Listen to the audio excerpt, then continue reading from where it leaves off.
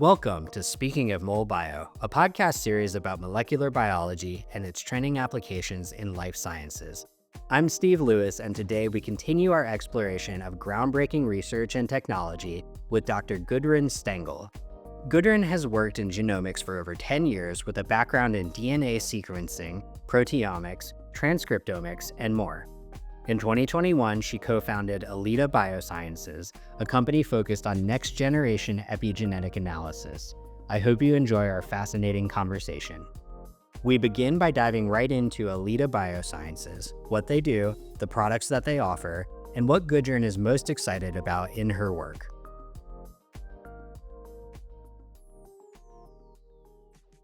Alida is a startup company located in San Diego. We started out 4 years ago and are developing new tools for the analysis of RNA. So, our mission as a company is to unlock the function of RNA modifications in biology and to use this knowledge towards new applications in diagnostics, new therapies, and also synthetic biology. I was the inventor of the core technology, which is a proximity barcoding platform for reading multiple RNA modifications simultaneously. And it's very exciting to see this technology grow. And we are, in fact, very close to having our first official launch. That's fantastic. Tell me more about proximity barcoding and the technology you've developed. So, RNA modifications are very difficult to detect. So, when you do regular next gen sequencing, they are silent and don't give a signal. So, proximity barcoding is the concept of using a molecular recognition element, for example, a protein binder, that is tagged with a barcode, and to recognize the modification and then transfer the barcode that IDs the modification to the target RNA. And then you can read out the target RNA with a barcode by next gen sequencing and infer what modification was present. What was the inspiration for your concept? I've been working for 15 years in the genomics industry in San Diego, and my core expertise is really sequencing technologies. So I've lived through next gen sequencing becoming a standard tool in biotechnology. And for me, like reading primary sequence of our DNA was at some point really a staple. I don't think there are too many innovations to be made. In principle, reading primary DNA sequence is a solved problem. But what isn't solved is really reading epigenetic markers. And those markers are really important for understanding how the cell uses the genetic code. And they are applied dynamically in response to environmental triggers. And the RNA or the function of the RNA modifications is probably the least understood today because the field has been so hampered by the lack of good detection methods. And for me, as a company founder, I was really looking for what are the blank spots in the genome market, like or genomics market. It was really like understanding epigenetics and building the best in class tools for it. So, in a way, developing a tool set for identification of the mechanisms of action around post-transcriptional modifications. Perhaps I should explain what RNA modifications are. So there is about 170 unknown today, and 50 of them alone occur in humans. So they are naturally occurring chemical modifications that are installed by writer proteins. They're recognized by readers, and some of them are even removed dynamically by eraser enzymes. So they are very important for the survival of the cell. If you knock them out, like mammals aren't viable. And they have complex functions. So for DNA methylation, it's quite straightforward what it does. It turns the transcription of genes on or off, and that information is inherited.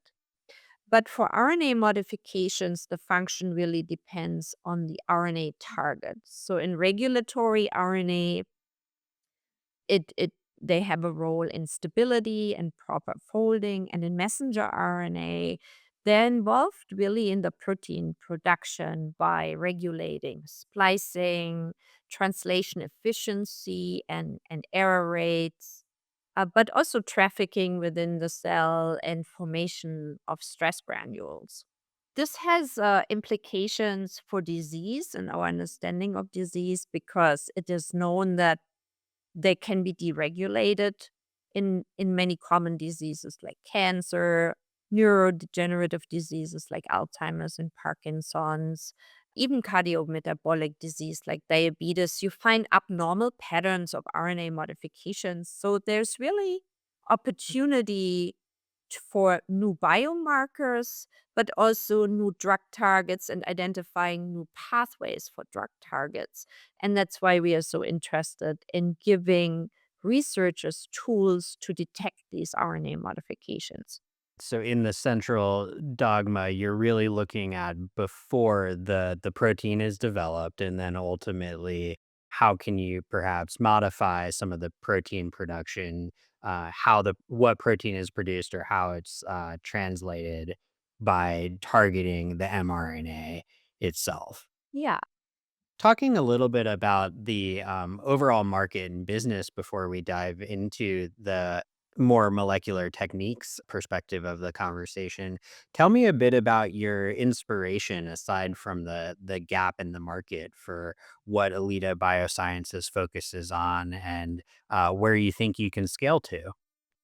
Yeah, for me, it was important. So I'm a first time company founder. It was important to really enter a blue ocean market opportunity where there's no need to displace competitors because that's a much harder game.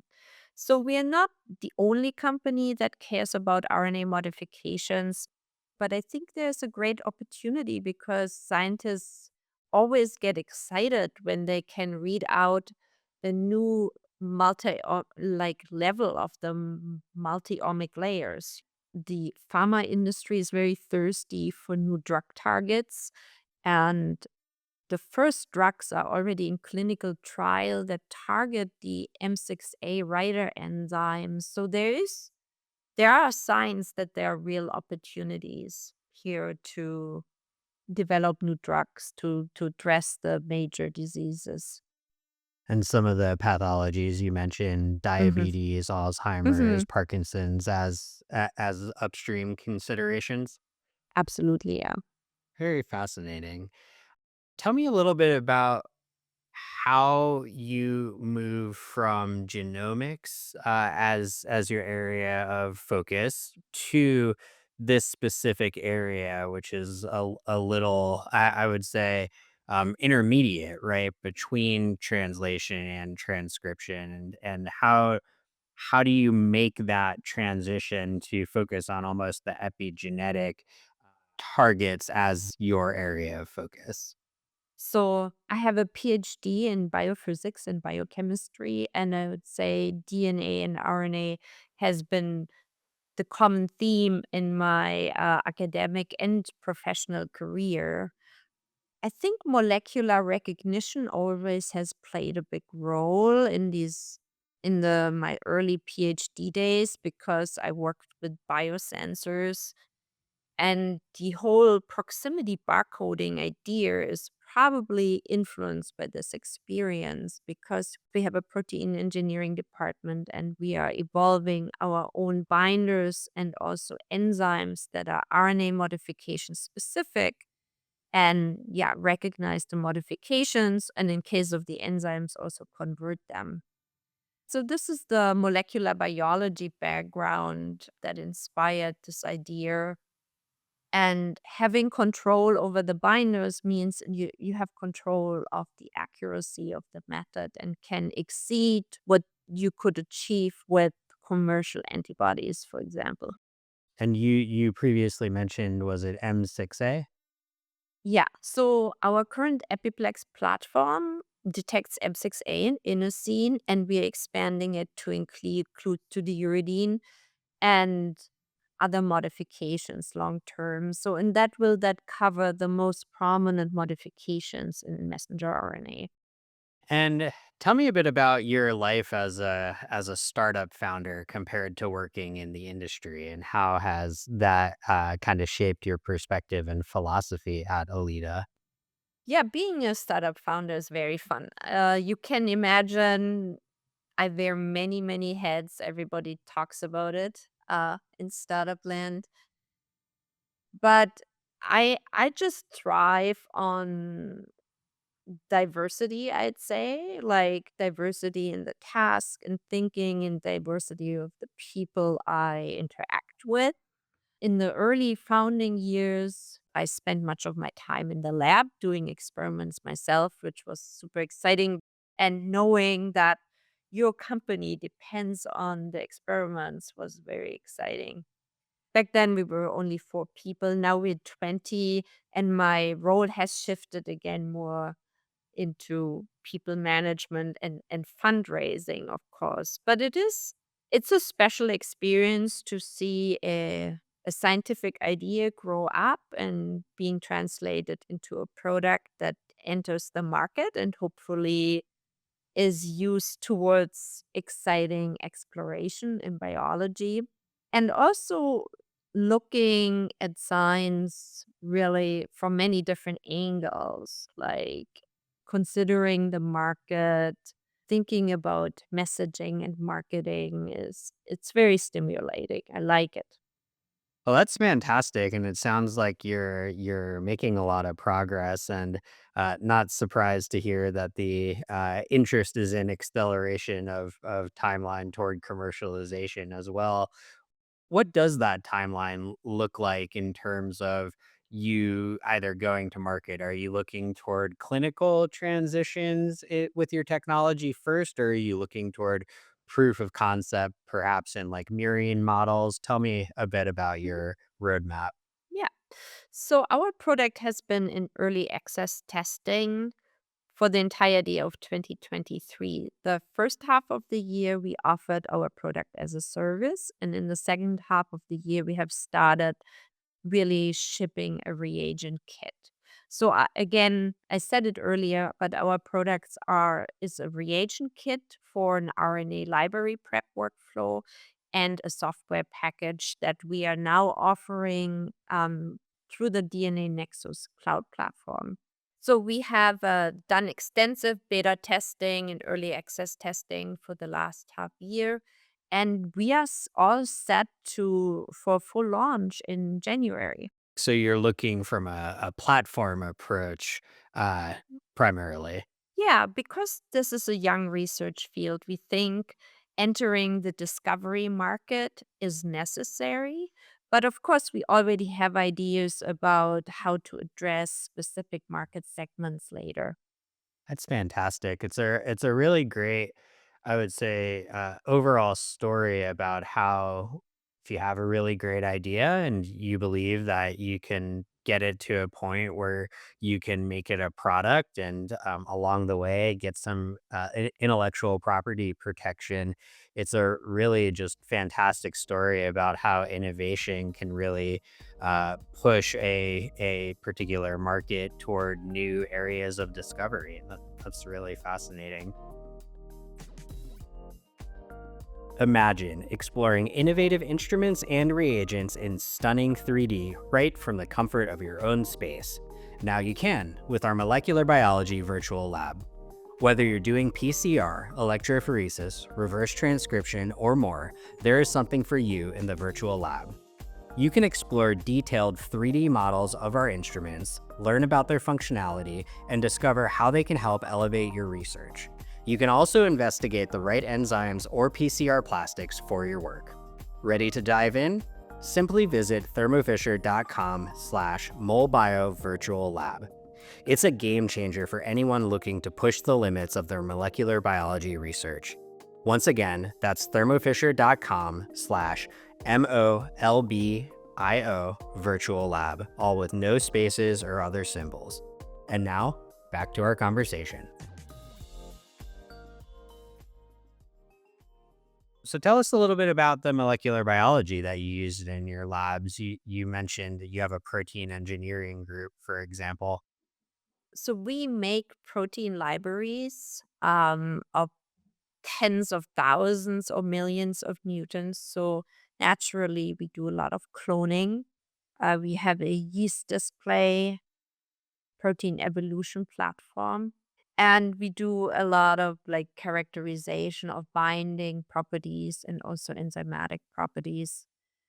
That's one part of molecular biology. But then of course our library prep workflow uses molecular biology enzymes.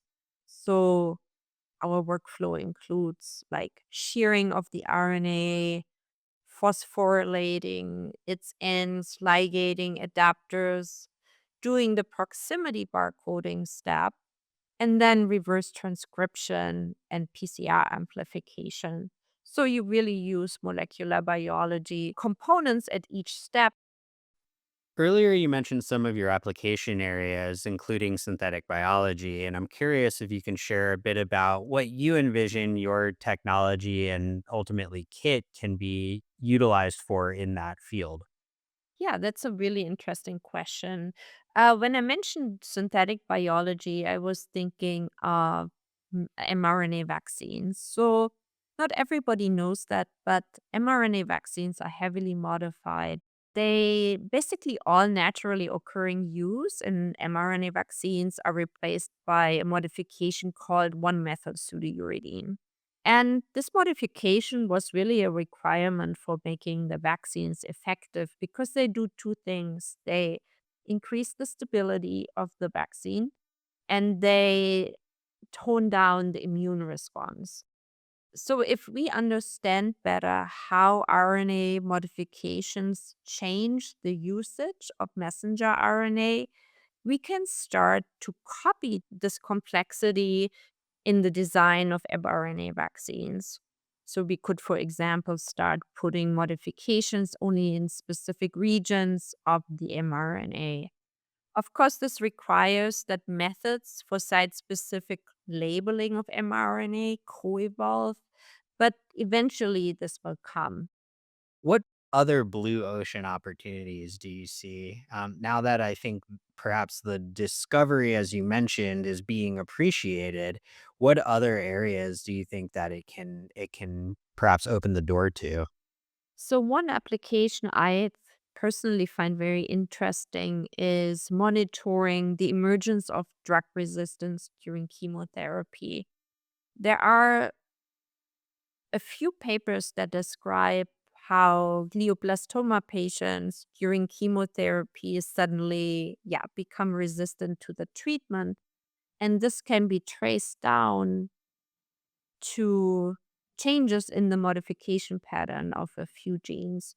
That's certainly not the only root cause for the resistance, but it is something you could potentially use to monitor your treatment success and how it's going and to foresee upcoming resistance. Generally, RNA hasn't been used much in liquid biopsy because of stability problems of storing RNA after a blood draw. But these problems are being addressed by different collection tubes. Also, people like to look now at other more stable RNA species that are encapsulated in exosomes. So I think for the liquid biopsy market, there are more discoveries to be had by using more markers. I think there's a lot of opportunity. I mean, I'm an optimist. I always think that progress in science will eventually be used for the betterment of human health and humanity. So I think if there is, I believe currently there is the sense that maybe all that DNA sequencing hasn't delivered enough actionable information. For me, it is just a sign that we still don't understand enough.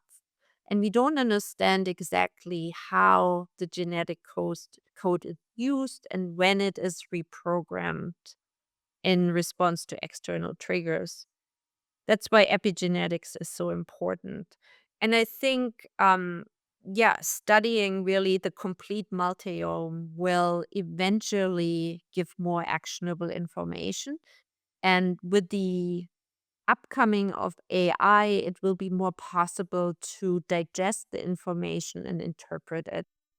What does a customer persona look like for your startup company? Tell me what you're expecting your customers to utilize your products for. And let's say their first day it arrives at their lab and they're getting ready to do a experiment that they have planned.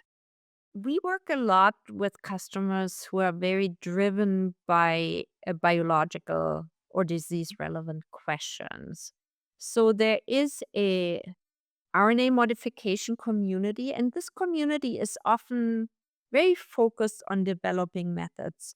But we work more with biology researchers that just really want to get the information in a very accessible format. They don't want to be experts at next gen sequencing. Don't want to be bioinformaticians. They want to get a workflow that is robust, produces reliable results, and then a user friendly bioinformatics interface where you submit your sequencing data and queue them for analysis and get a summary report out that tells you between a test and a control condition, like how has the RNA modification pattern changed. Tell me a bit about the analysis software. It's a end-to-end pipeline. It takes FASTQ files as an input, then it performs established manipulation of sequencing data, trimming of adapter sequences, alignment to a reference genome. But then it splits the data according to the proximity barcode we attach as the RNA modification ID. And we have written our own peak caller to identify the modified regions. So the raw data type looks similar to a ChIP-seq data set, for example, where you have read enrichments in the modified areas. And you pick that up as a peak in the enriched sample over a baseline solution control. And our peak caller, it's uses a machine learning algorithm to identify these peaks. And the advantage of using a machine learning based peak caller is that we can train it with many input parameters.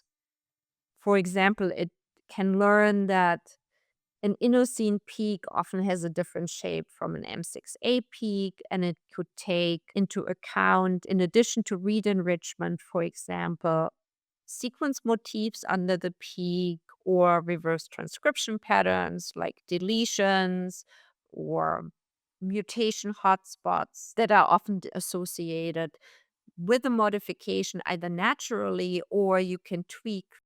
We want to build large data sets and give each customer a database where they can store all their data and then perform meta analysis. By looking at all data you ever produced, you can learn more. And this is something we want to enable in the future. We'll probably also go more towards disease specific applications. There's always the discovery phase where you need to figure out what genes change, but then there's a targeted phase where you only want to look at these genes. So you reduce the problem for a single sample, but then you can process more samples to get more information. Pulling on that thread a little bit more, what gaps do you see right now in the market for perhaps complementary exploration or even in the same area? Yeah, I think we want to help researchers to make this transition from RNA modification analysis being a very artisanal, experimental method that is labor intense and difficult to implementing it as a routine analysis. I think a gap is still really getting single base resolution of every modification I mean, even we currently only focus on a handful of modifications, but if you could really read out all modifications of the transcriptome in all types of RNA species, it would be amazing. But there isn't a method on the horizon right now that can do that. How many years do you think it'll take before we are looking at that? I think it could be 10 years. Nanopores are always an active area of research for both for RNA and also for protein sequencing. People really want to sequence these molecules directly without going through any intermediates. And developing nanopores is just really exceedingly difficult. I think it will still take a long time. So I'm curious as we kind of move into the final minutes of our recording here, what topics have we not spoken about yet that you might want to make known to our listeners? I just really enjoy raising awareness of RNA modifications because if you mention epigenetics today, everybody will think about DNA methylation. And it's a different concept because DNA methylation is inherited, whereas RNA modifications are really applied very dynamically to adjust to the environment. I think RNA in general is still a little bit of a black box. Only a very small fraction of the genome is coding. There's a lot of black matter people talk about. We researchers regularly discover new regulatory RNA that has, discovered new functions.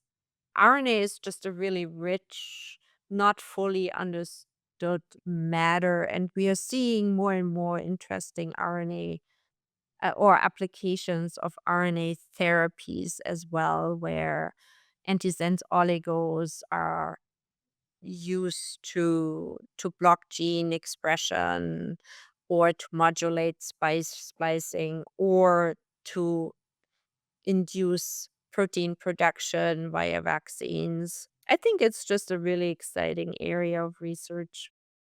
Very much so. And the enabling concepts of additional stabilization approaches for RNA and making sure that we have the opportunity to even explore what's going on inside of a cell at any given time is really interesting. When we're talking about multi-omics, what are the boundaries in your opinion? How many different omics are there, and have we even identified all of them? That is a great question. Let me count. So there's DNA methylation, histone modifications, RNA modifications, protein modifications. So at least seven. And I would say RNA binding proteins are also regulators, post transcriptional regulators of translation. So I would say at least eight. Do you think that there are more coming? I don't think so. I think we know fundamentally what types of molecules exist in a cell. We just need to understand how they interact with each other. Gudrun, thank you so much for your time today. I always like to end our podcast with two questions of our guests. And my first question to you is, what have been the keys to your success so far? I think persistence. So sometimes people ask me, like, you've made so many great choices in life. How did you get there? And I think you can't control all aspects of life. So it's a combination of your choices, but also some luck and the ability to overcome obstacles. And I think I'm a very goal driven person who can really work persistently towards a goal. And the other thing is, I really enjoy what I'm doing, and that gives me the energy to show the persistence. Persistence and passion. I think that's wonderful. And what would you say to maybe aspiring researchers who might be looking to follow in your footsteps? What advice would you give them? Yeah, I would say really follow your calling and be optimistic that all your hard work will be rewarded. And in the long term, people tend to look at relatively narrow windows of time for reward, but sometimes life might throw you a curveball and temporarily things don't look so bright. But you will get through it and look back and think, oh, it wasn't so bad overall. So I think being optimistic about that your performance will pay off, but also optimistic about society in general.